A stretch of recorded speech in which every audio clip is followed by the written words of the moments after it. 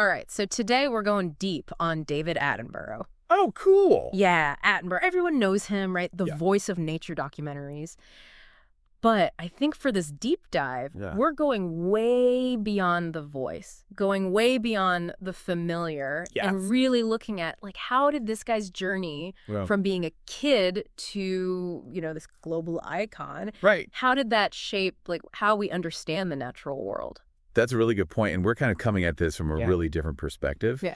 We have a children's book about him. Oh, interesting. It's David Attenborough from the Little People, Big Dreams series. Okay. And it's going to give us a really different perspective, I think, on how his life, unfolded and really impacted, like, multiple generations now.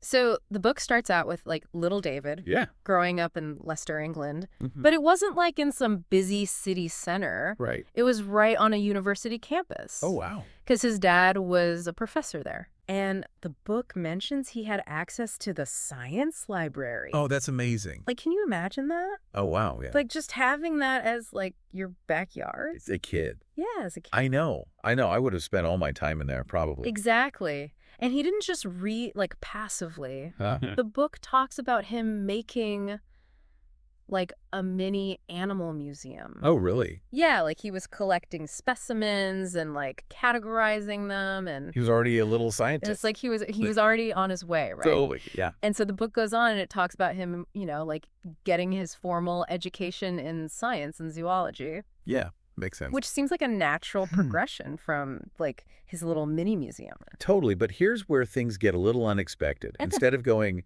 like, the traditional academic route, like writing papers and teaching, he chose television. Oh, interesting. And think about that, like, back in the 1950s, TV was this brand new thing. It was like the Wild West of media. Yeah, exactly.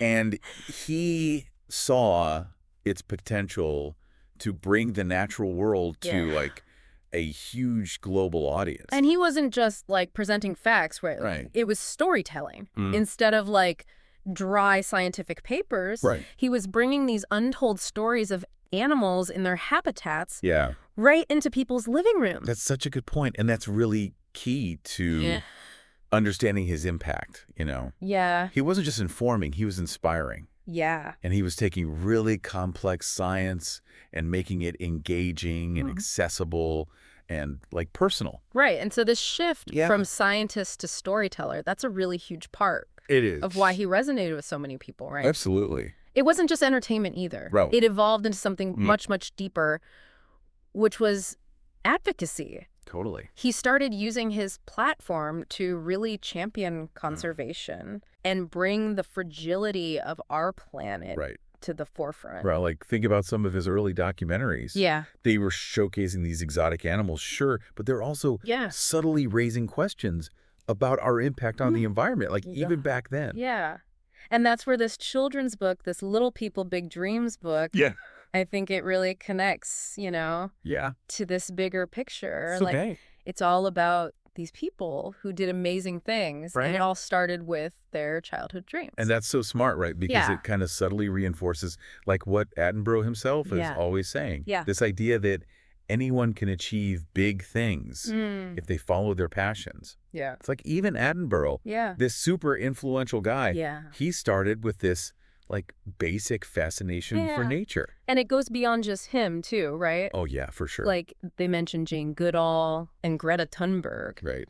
And it's like they're showing this whole network of people who are so dedicated to nature. To nature and conservation, Exactly. It's planting a seed, I think, in young minds. Totally. You don't have to be a world-famous broadcaster to make a difference, right? Right. You can be a scientist. You can be an activist. Right. You can be an artist. Yeah. Like, there are so many ways to make an impact. So we've talked a lot about Attenborough. We have. But what about the woman who wrote the book? Oh, yeah? Maria Isabel Sanchez Vegara. Yeah, she's the one behind this whole series. Yeah, the Little People, Big Dreams series. Yeah, and her story is pretty cool, actually. Yeah. So she started this series as a birthday gift. Really? Yeah, for her twin nieces. Wow. She wanted to, like, inspire them, Oh. And it turned into this huge global phenomenon. Sometimes it's the simplest things I know, right? that have the biggest impact. And her approach to it is really special. Like, she takes these really complex lives. Yeah. And she, like, boils them down to their essence, makes them relatable and engaging for kids. Oh, and we can't forget the illustrations. Oh, yeah. Those are amazing. Right. Like, Mikio? No. Yeah, he did the artwork for the Attenborough book. Yeah, it's beautiful. Really brings this story to life. It's that perfect mix of storytelling and visuals and inspiration, I think. Yeah. That's what makes this series so cool. It's not just about learning facts. No. It's about sparking curiosity, Yeah, encouraging young readers to dream big. It's like Attenborough himself said. Oh, what was that? He said, no one will protect what they don't care about. Right.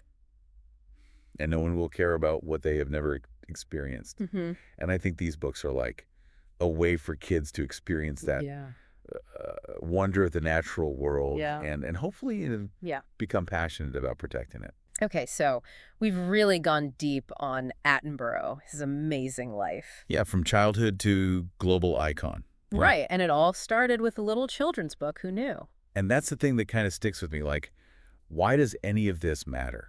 Oh, that's a good question. Like, why should someone listening right now care about David Attenborough or, like, a children's book about him? It's easy to see him as, like, this legend, this untouchable figure.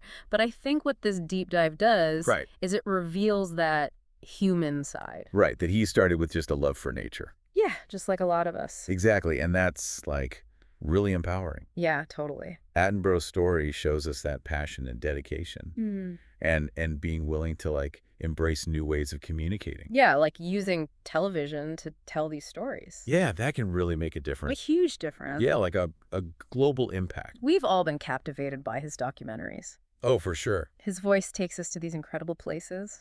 Yeah, but I think this deep dive has gone deeper. It's revealed the, like, intention behind those stories. Right. The subtle call to action. And that leads us to, I think, the biggest question. Yeah. What's your takeaway? Yeah. If Attenborough's life shows us that one person's passion can be so powerful, what's one thing you can do inspired by his journey to make a positive impact? Maybe it's something you've been meaning to do for a while. Totally. Like finally reducing your plastic usage. Yeah, or supporting a local conservation effort. Or even just learning more about the challenges we face. Right, it doesn't have to be this huge thing. Exactly. Even small steps, but done consistently, they can have a ripple effect. Like Attenborough's mini animal museum. Exactly. Imagine if we all took action. Inspired by him. That's a powerful thought. He dedicated his life to showing us how amazing and fragile our planet is. So as we wrap up this deep dive on David Attenborough, what will you do to protect and cherish the natural world?